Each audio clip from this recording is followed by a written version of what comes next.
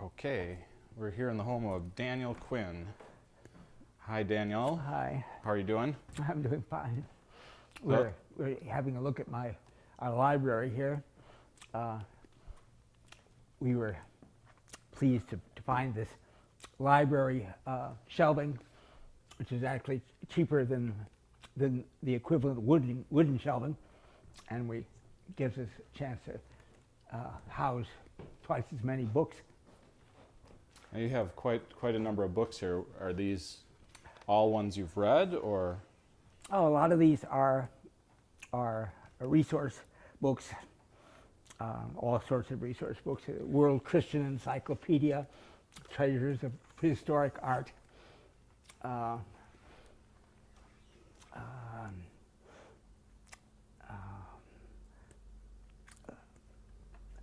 Past Worlds, Timetables of Technology. Are these materials you used as source materials for your books then? Yes, background, things that I needed to know, so I don't sit down and read them. But they're there for when I need to check something out. These are very valuable books here. The 20th Century Chronicle, the Chronicle of the World. Are those accurate? Do they give the story from 2 million years ago, or? Yeah. Yeah, no, they don't just start with our culture.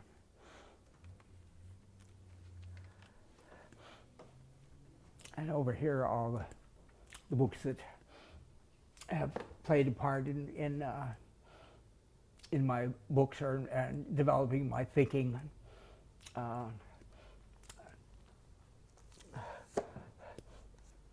Good Company and Violence, Sorcery and Social Action in a Lowland New Guinea Society. A Lever people, of course. A book on the harmless people, the people of Africa, the Kalahari. If someone wanted to read more about Lever peoples, is there one particular book that you or author you would suggest?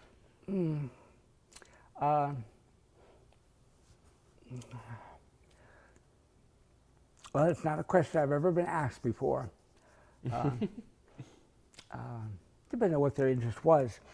A very easy and accessible book is The People of the Deer, this book had a tremendous impact on me and was very revealing for me.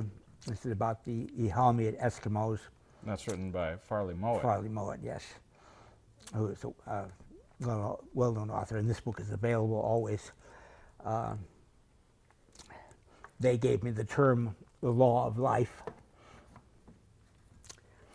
They're a very philosophical people. This is the Inuit people? Yes. The Ihalmiut.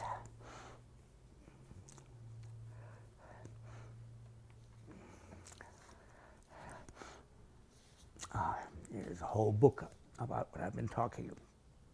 The sixth extinction, the coming extinction. Have any of these authors been inspired by your writings? Or is it more the other way around? Yeah, the other way around. Occasionally someone like Susan Chernick, who wrote Animals as Teachers and Healers, she came to me through my work.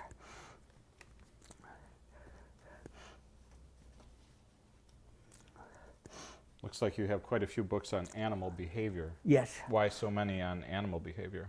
Oh, well, I'm always looking for a book that might teach me something that I can use as examples of how animals behave in relation to explaining how humans behave or how things work in the living community apart from than humans.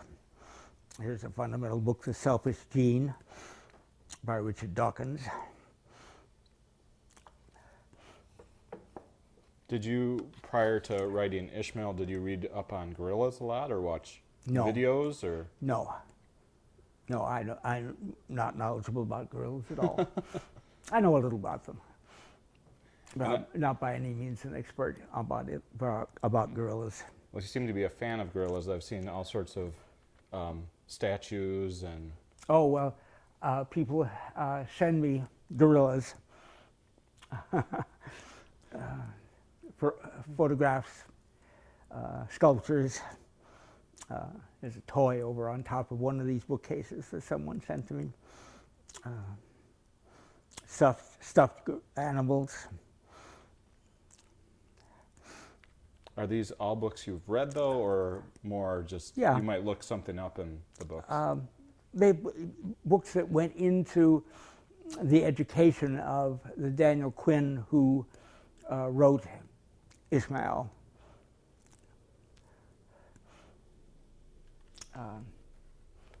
I couldn't have done it without this book, I, the Aboriginal, which is written by actually by an Aboriginal African. Now I don't know that it's findable now,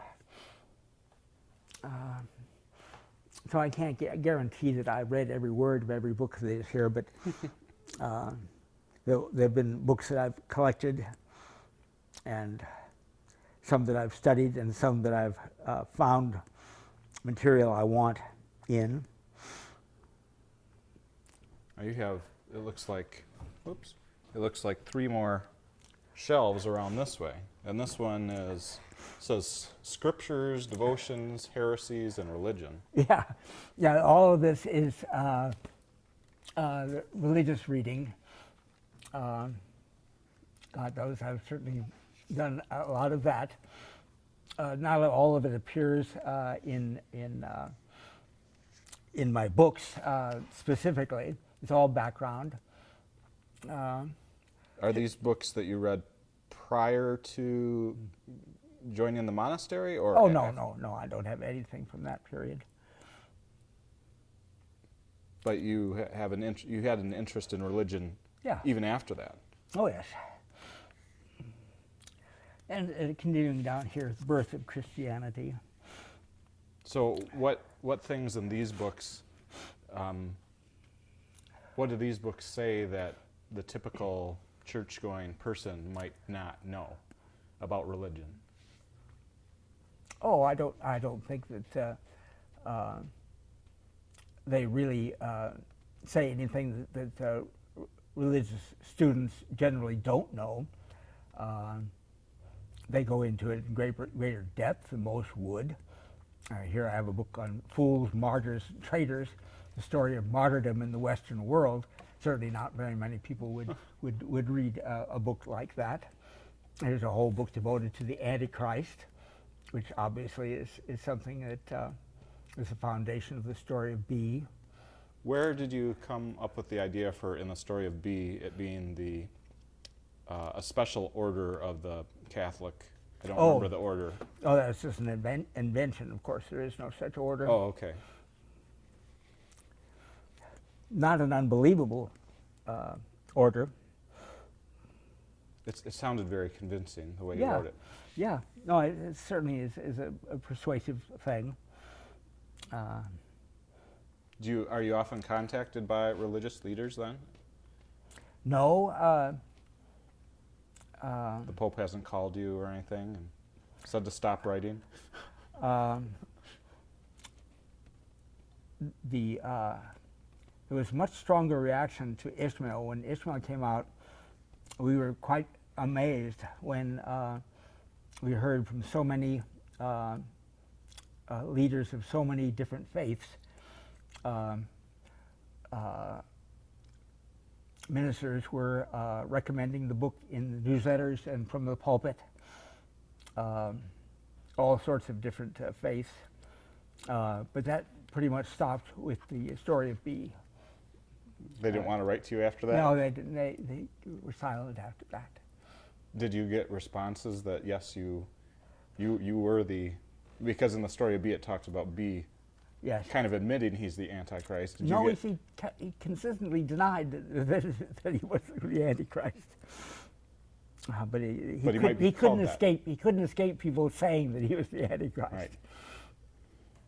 So no religious leaders contacted you and said, yes, you are indeed that.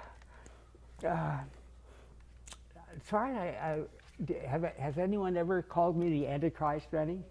No? Now, here- Shucks. And you also have books on film and fashion and show Yeah. business. Do those Yeah. play into your writing somehow? No, these are just interests. You Although have- I've written, of course, about the circus in Beyond Civilization.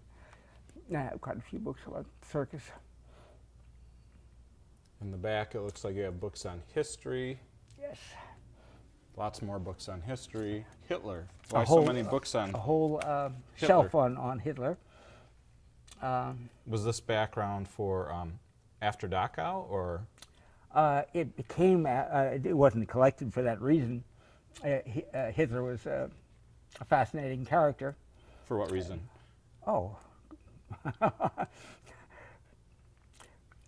For the reason that he engineered the execution of 6 million people. So how did he do it, basically?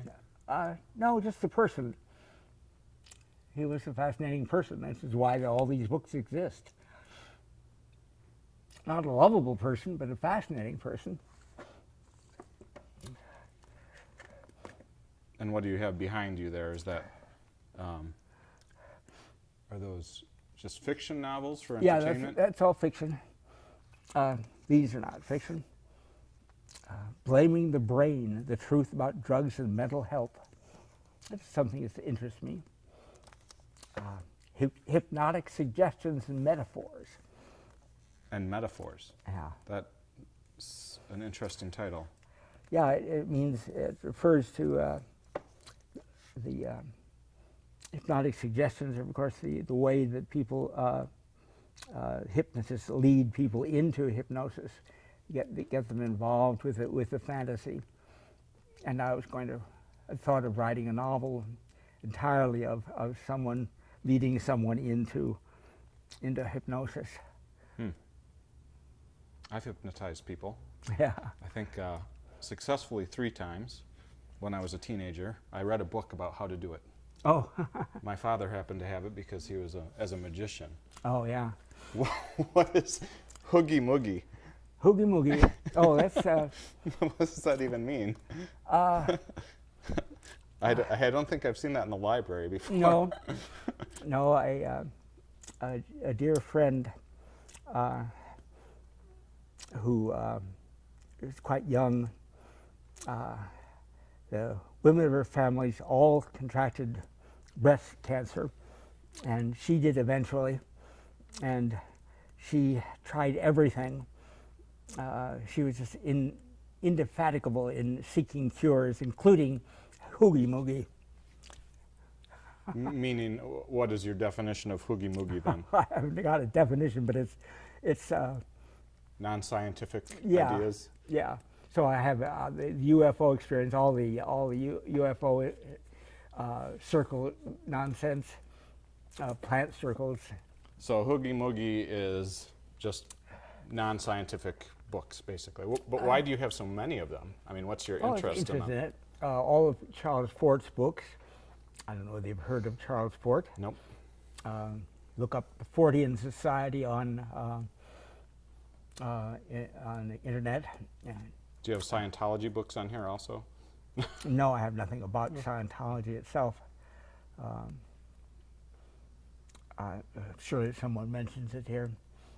Encyclopedia of Occultism. The Coming of the Cosmic Christ by Matthew Fox. But you don't put a religion over here with hoogie moogie. No, that's not hoogie moogie. Cult at the end of the world that killed hundreds by releasing sarin gas in the subway in Japan. So are all these shelves? Drugs and cults. some kinds of cults, but a lot of things mixed in here. When Good Kids Kill, the Great Cat Massacre. When Good Kids Kill, is that like the... That's not Hoogie Moogie. That's is that like when the kid went into the theater last month and... Yeah. Well, and not necessarily mass murders. The Invasion from Mars. What do you have in the back on that side? Is that... This is my collection of, this is mysteries here. Here are fantasies, including Joseph Campbell, book on giants, Myths of the Dog Man, The Golden Bough, of course, famous book. And then on here are ghost stories. I'm a great reader of ghost stories. I've read about all there are that are any good. Did you use some of these ideas for, did these kind of inspire you to write, what was the book after Dachau, and then it was? The Holy? The Holy. Because that kind of had some elements that seemed supernatural. Yeah, no, those were, they came from not from our culture at all. How about this side? Is that all fiction as yeah, well? Yeah, it's all fiction. Yeah, that and this. We sort of collect them and don't get around to throwing them away. Here's all of our reference work for encyclopedia, dictionaries and biographical dictionaries, thesauruses. A lot of it rarely looked at now because so much is available online. The People's Almanac, two famous books from the, I guess, 80s, and all more the Visual Dictionary, more reference books, general reference books, and then down there are all the books, all the Quinn books. Why are they all at the very bottom? I don't look at them very often. And here's a copy of The Boy Who Ate the Bus. Ooh, nice. I've never seen that one. No.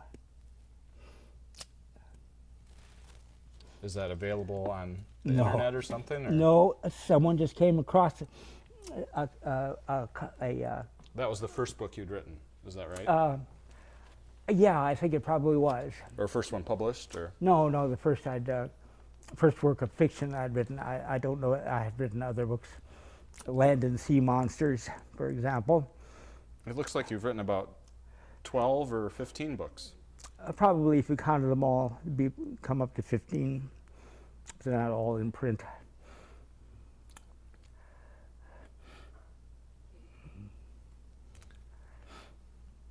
And here are Dictionary of the Underworld.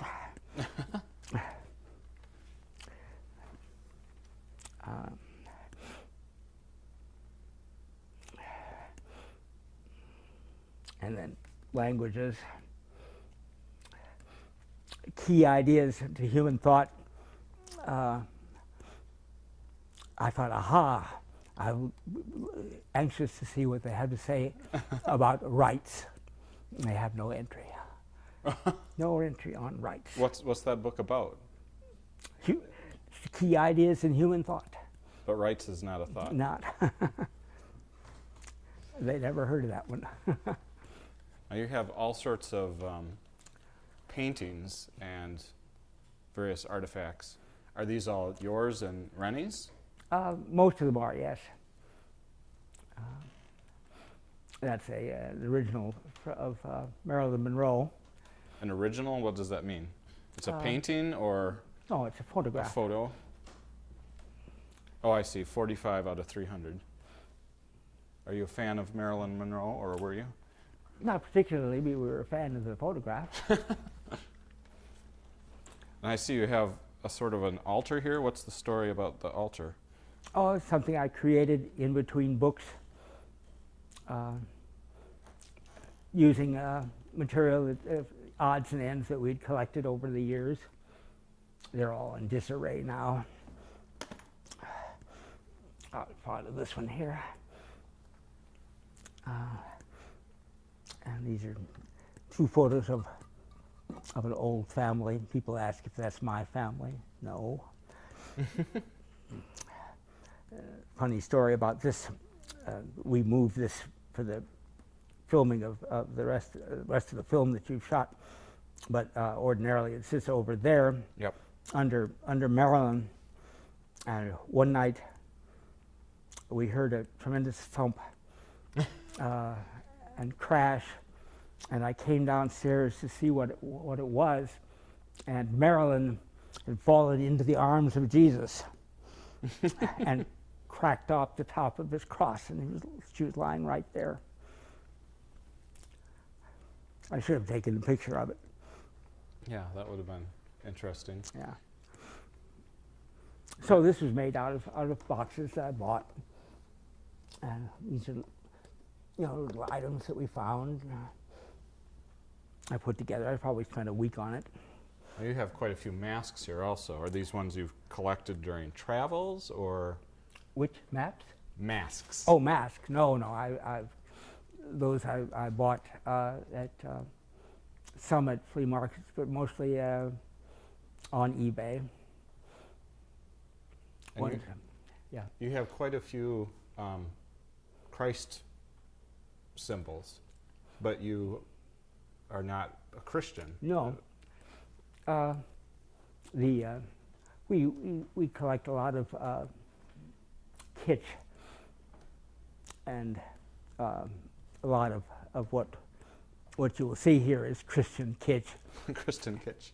Which is like the recumbent Jesus infant, which I thought worked nicely over a picture of Marilyn.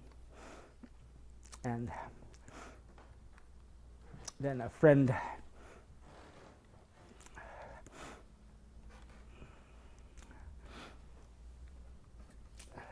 gave us this famous image of the storm-tossed sea and the maiden clasping the rock in the form of the crucifix. And we, of course, arranged to have it lit. And an interesting doll down there. It looks Yes. like it's quite old. It's quite old, wax, and it was someone who, an antique dealer, not unthinkingly left it in the shop window, and the sun melted the wax, but it still was worth having, so I bought it. Now, which of these paintings are yours? This is mine. And often people ask if a painting has a particular meaning or what you were thinking when you were creating a painting. I was making a picture. I can't really, I thought of it as a game board, sort of a cosmic game board. And this is a painting from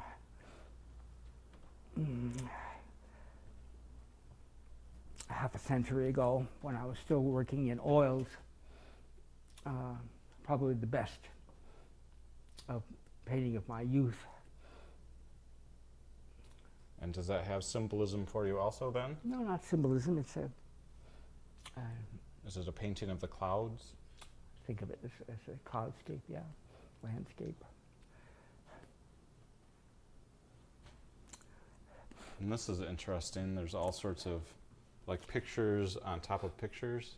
Yeah, these were illustrations for a book called The Newcomer's Guide to the Afterlife, and these are scenes from the afterlife. These are in the book as Yes. plates? Yeah.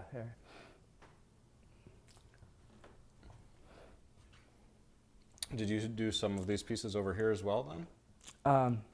Those on the far wall there are both Rennies, the two small ones.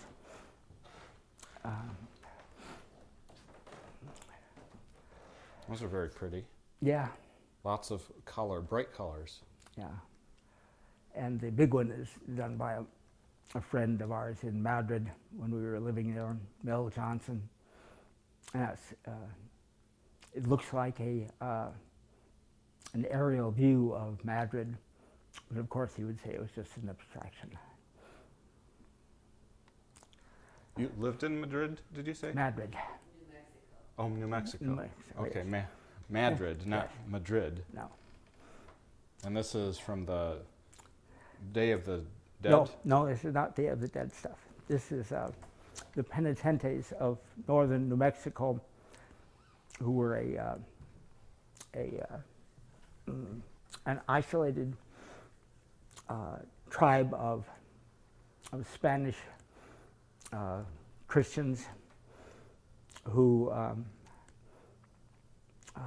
pretty well developed a cult, became a cult dominant in northern New Mexico, and especially in the villages.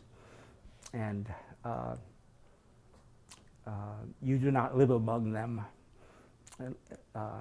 They do not welcome people buying their homes or anything, living among them. And this is from their one of their creations from their Good Friday ceremonies, is a death cart. It looks like it has skulls from early humans, perhaps? Yes, yeah, that's habilis there, and I guess erectus. And this is, of course, a gaff. You might see this in the carnival. It's not a real human hand. It's made in this. You remember the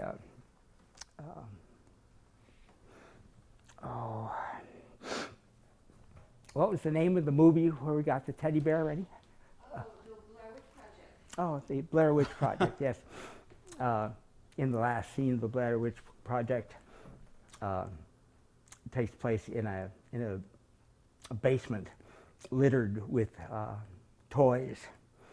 No explanation is given of it, and from which the people of the Blair Witch Project escaped and left behind. The filmmakers left behind all the toys in the basement, and scavengers came along and picked them up and offered them on eBay. And you're a fan of the Blair Witch Project? Oh, I was a fan of having a teddy bear from the Blair Witch Project.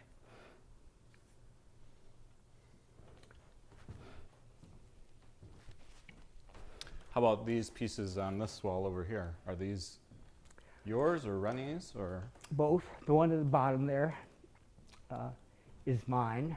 This small one, the colorful one? That one is too, yes. Both of these? That's recent.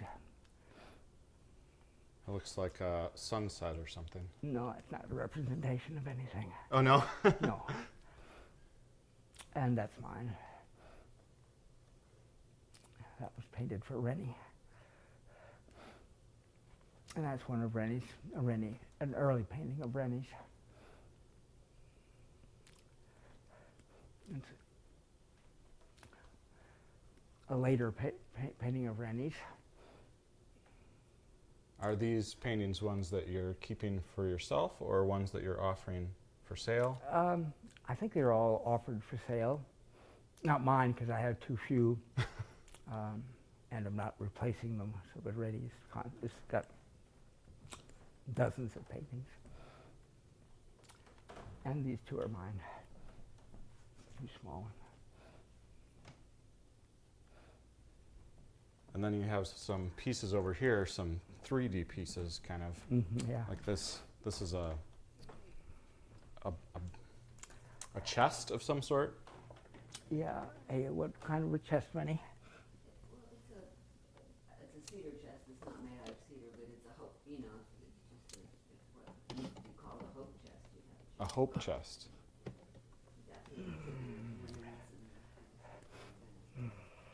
And this has an image in the inside.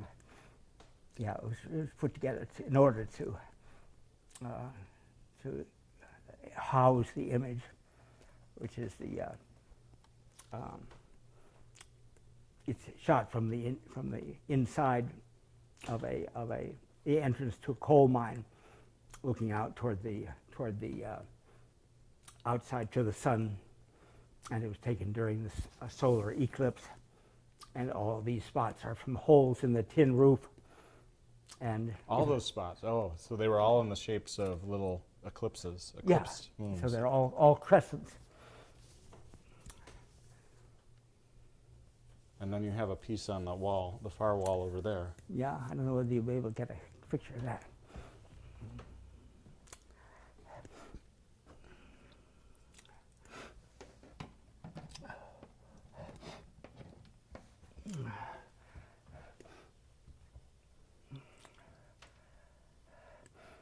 And so this is a mirrored box then that shows different images on the reflection than it does on the outside image, I guess you'd Well, say. there's only one doorway, and yet you see two different images in two different doors. There's only one doorway There's on only- each side. Yeah, on each side. In fact, yet there are two images can be seen. Two different doorways can be seen. That is a trick of the mirrors.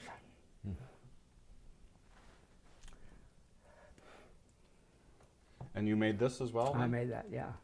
Making of it is not beautiful. Concept is.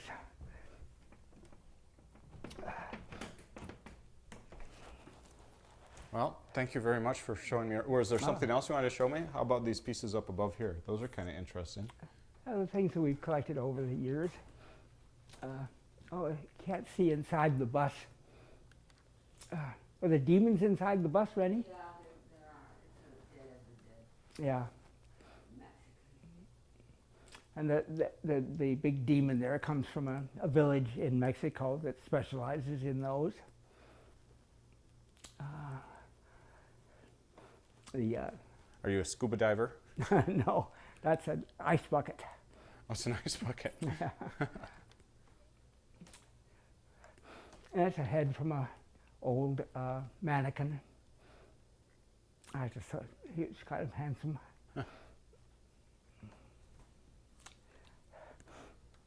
Well, it's a beautiful space you have.